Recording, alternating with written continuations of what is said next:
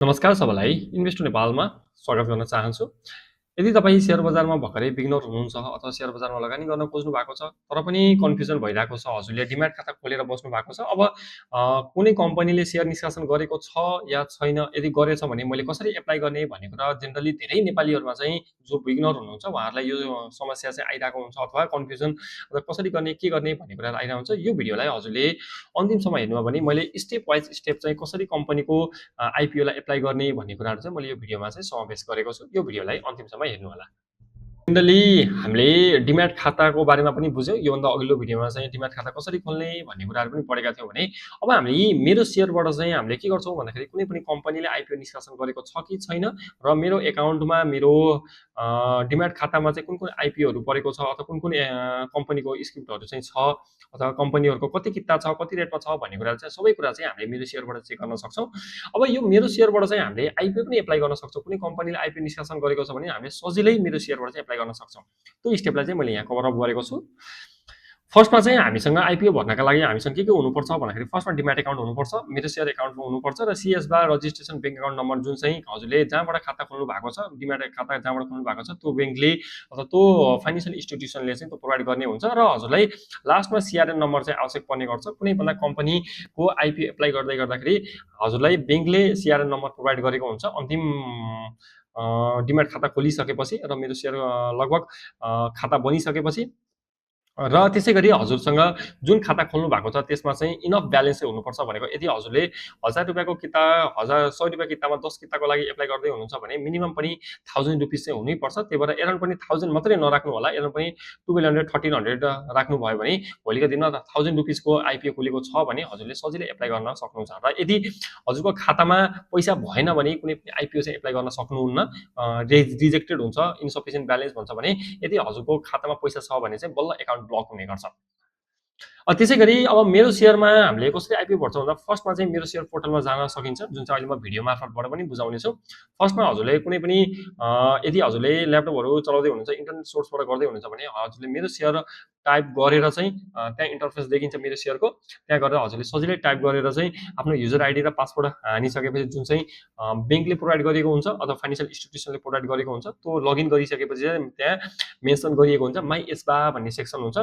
My ASBA सेक्सनमा चाहिँ हजुरले त्यहाँ आइपिओ एप्लाई भन्ने हुन्छ, एप्लाई इस्युमा गएर चाहिँ हजुरले सजिलै कुन कम्पनीले आइपिओ निष्कासन गरेको छ या छैन, यदि आइपिओ खुलेको छ भने त्यसको खुलेको मितिदेखि त्यसको क्लोजिङ डेट र कति कितामा चाहिँ हामीले भर्न सकिन्छ भन्ने कुरा सबै कुराहरू चाहिँ मेन्सन गरेको हुन्छ र मिनिमम पनि हामीले कति किता भर्न सकिन्छ र म्याक्सिमम कति किता भर्न सकिन्छ भन्ने कुरा सबै कुराहरू त्यहाँ मेन्सन गरेको हुन्छ।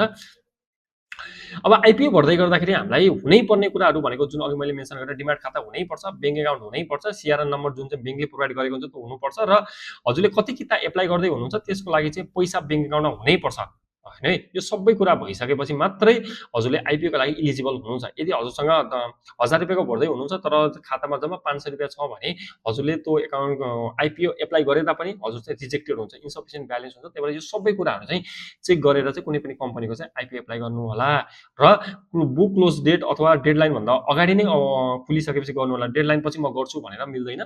त्यही भएर यो विविध कारणले गर्दाखेरि हजुरको एकाउन्ट के हुन सक्छ, आइपिओ एप्लाई गर्नबाट वञ्चित हुन सक्छ अथवा रिजेक्टेड हुन सक्छ। यो कुरा चाहिँ ख्याल गर्नु होला।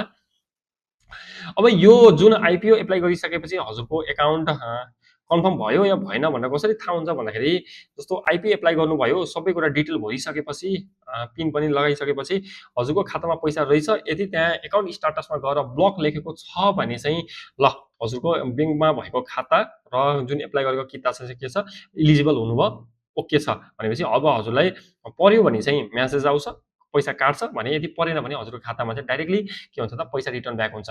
यो कुरा चाहिँ सबै कुरा चाहिँ त्यसैमा चाहिँ मेन्सन गरिएको हुन्छ जुन अहिले हामीले हेर्छौँ। What happen after you apply भनेको एप्लाई गरिसकेपछि के हुन्छ त, यदि हजुरलाई कम्पनी एलोटेड भयो भने चाहिँ खाताबाट 1000 रुपियाँ काट्छ अथवा जति पैसाको एप्लाई गर्दै हुनुहुन्छ त्यो एकाउन्ट चाहिँ काट्छ भने यदि पैसा काटिसकेपछि केही समयपछि के हुन्छ त्यो कम्पनीको सेयर चाहिँ हजुरको डिम्याट खातामा आएर बसिन्छ। यदि एलोटेड भएन परेन भने पनि के गर्छ त हजुरले जुन ब्लक एमाउन्ट भएर बसेको थियो, जुन पैसा चाहिँ ब्लक भएर बस्यो त्यो पैसा चाहिँ के हुन्छ रिलिज हुन्छ र हजुरको ब्याङ्क खातामा गएर पर्छ। यसरी चाहिँ इन्टायरी प्रोसेस चाहिँ कम्प्लिट हुने गर्छ। जेनरली हामीले मिस्टेक भनेको कहाँ हुन सक्छ भन्दाखेरि फर्स्टमा चाहिँ हामीले रङ ब्याङ्क नम्बर प्रोभाइड गर्दाखेरि अथवा सिआरएन नम्बर सही जुन ब्याङ्कले प्रोभाइड गरेको हुन्छ त्यो नराख्दाखेरि चाहिँ हामीले जेनरली आइपीहरू चाहिँ भरिरहेको हुँदैन अथवा रिजेक्टेड हुने सम्भावना बढी हुन्छ अथवा एप्लाई नै हुँदैन। त्यसै गरी अर्को इन्सफिसियन्ट ब्यालेन्स भयो भने पनि हजुरको रिजेक्टेड हुन्छ र डेडलाइन भन्दा अगाडि भर्ने साटोमा डेडलाइन भन्दा पछाडि गएर भर्छु अथवा भ्याउनु भएन भने पनि हजुरले एप्लाई गर्न सक्नु हुँदैन।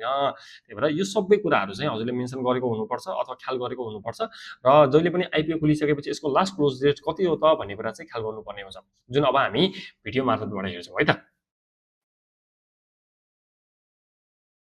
जस्तो हेर्नु त यहाँ मैले मेन्सन गरेको छु, हजुरले पनि सर्च इन्जिनमा गएर यदि मोबाइल एप्लिकेसन युज गर्नु भएको छ भने मेरो सेयर भनेर एप्लिकेसनै डाउनलोड गर्न पनि सक्नुहुन्छ अथवा मेरो सेयरमा गुगलमा गएर हुनसक्छ अथवा ब्रेभमा पनि हजुरले मेरो सेयर भनेर टाइप गर्न सक्नुहुन्छ।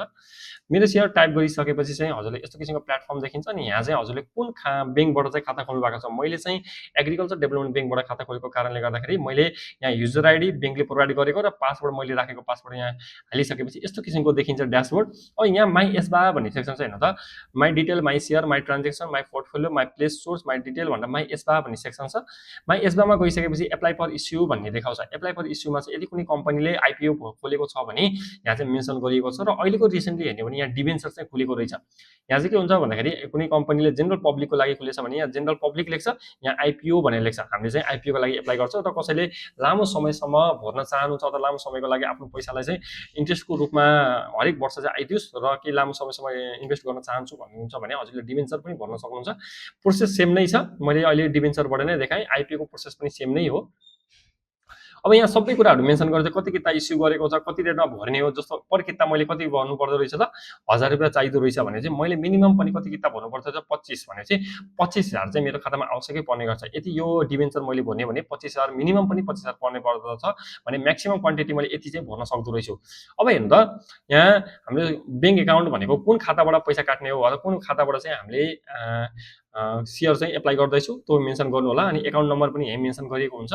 अनि कति किता भर्दै हुनुहुन्छ, जस्तो मैले भने कम्तीमा पनि 25 किता मिनिमम भनेको छ, जस्तो मैले यहाँ 25000 भनेर लेखेँ। अनि सिआरएन नम्बरमा पनि हजुरले ब्याङ्कले दिएको सिआरएन नम्बर चाहिँ मेन्सन गर्नु होला। अनि त्यो मेन्सन गरिसकेपछि यहाँ हेयर बाई भनेर क्लिक गरेर प्रोसिड गर्नु होला। यहाँ गरिसकेपछि एउटा पिन आउँछ, यो पिनलाई हजुरले यहाँ हेर्नु त मैले एउटा पिन राखेँ। पिन राखिसकेपछि एप्लाई गरिसकेपछि हेर्नु त यहाँ के देखायो भन्दाखेरि share has been successfully applied भनेर भनेको छ। हजुरले एप्लाई गरेको सेयर चाहिँ अब के भयो, एप्लाई भयो। यदि हजुरको खातामा त्यति पैसा छ र हजुरले भर्न चाहनुहुन्छ भने त्यहाँ एमाउन्ट के हुन्छ, त्यहाँबाट ब्लक हुन्छ र हजुरले चाहेअनुसार चाहिँ भर्न सक्नुहुन्छ। तर यदि खातामा पैसा भएन भने चाहिँ त्यहाँबाट चाहिँ रिजेक्टेड हुन्छ है।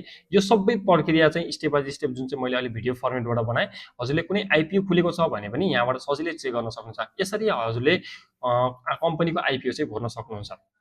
यो थियो मैले कुनै पनि आइपिओको एप्लाई कसरी इस्यु गर्ने भन्ने कुराहरू चाहिँ मैले यहाँ मेन्सन गरेको छु र यो भिडियो हजुरलाई एकदमै युजफुल लाग्यो होला भन्ने आशा गरेको छु। र यदि यो भिडियो मन परेमा हाम्रो भिडियोलाई लाइक गरिदिनु, च्यानललाई सब्सक्राइब गर्नु र यदि मन परेछ भने सेयर पनि गरिदिनु होला। र भोलिका दिनमा हामीले यस्तै युजफुल कन्टेन्टहरू, सेयर बजार सम्बन्धीको कन्टेन्टहरू हामीले रेगुलर बेसिसमा अपडेट गर्दै आएका छौँ। यदि हाम्रो च्यानललाई सब्सक्राइब गर्नु भने हजुरलाई अझै अपडेट, सेयर बजार सम्बन्धी अपडेट हुनलाई सिक्नका लागि चाहिँ एकदमै हेल्पफुल हुनेछ। फेरि भेटौँला अर्को एक भिडियोमा। अहिलेलाई हामी बिदा हुन चाहन्छौँ। नमस्कार।